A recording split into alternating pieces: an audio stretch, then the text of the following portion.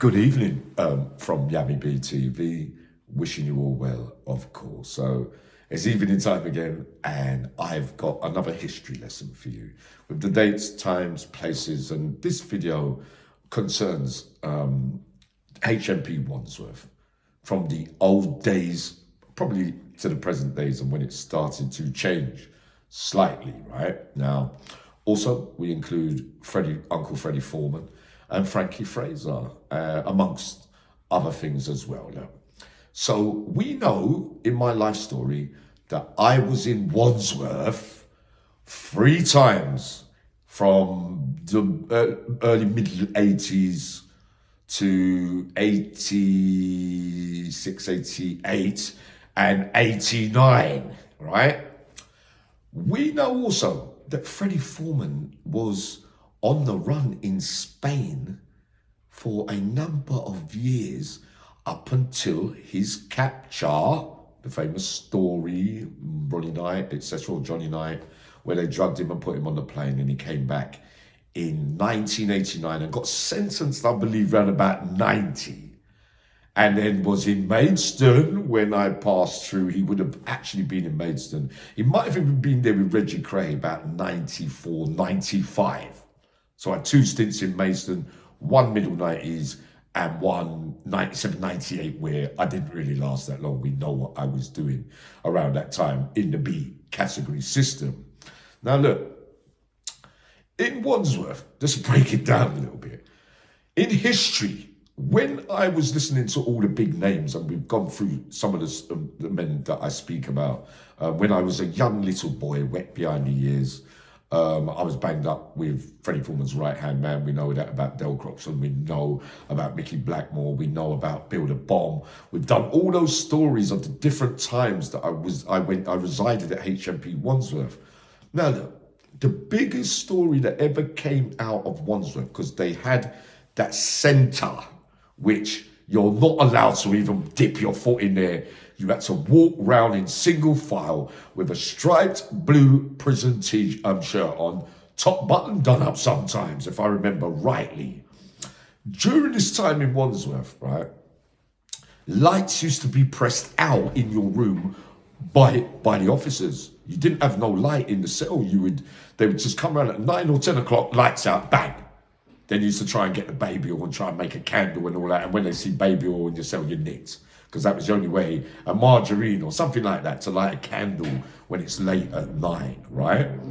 Also, I forgot to tell you, the bread them days were not homemade bread. It ain't like proper bread, like on the outside and all that. It was made in the kitchen. When you used to eat it, it all used to fall apart.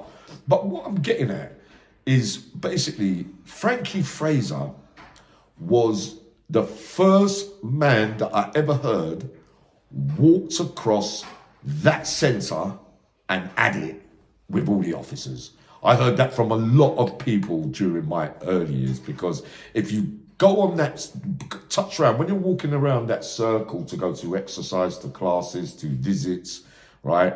If you walk on it, they go, oi. If it's just a touch or whatever, you might get sweet. But if you blatantly walk over there, walk across that centre, you get weighed in and battered. Kick the shit out of. Let me tell you what happened to me as a cheeky little bugger coming from Ellesbury to Wandsworth. I was coming off either A or C, right? And I was walking around the centre and someone called me at the gate. The gates were fenced up in the middle 80s and early 80s, as far as I remember. And someone shouted at me and I went, yeah, what you say? I tried to talk back.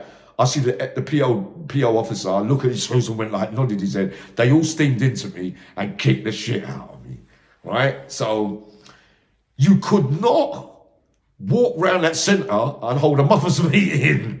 Freddie Forman wouldn't be standing in the middle of that centre giving it, you know what I mean, talking and all that. Because Fred knows the rules. He's not going to give it, hand it over a plate on a plate like that. Frankie Fraser went out and done it. One of my mates done it. Martin Hemmings, rest in peace, Stiffnoff from West London, Warwick Estate, right? And he was just fun. I loved him, I did, Stiffnoff. When I was with Stiffnoff, he tried that in 89 and he just bowled straight through. Funny, a lunatic, but really, really funny and a loving geezer. He walked straight across, right? No, he said to me, I mean, you don't think I'll do it? And he done it. right? Ask people. And he walked up, they dived on him.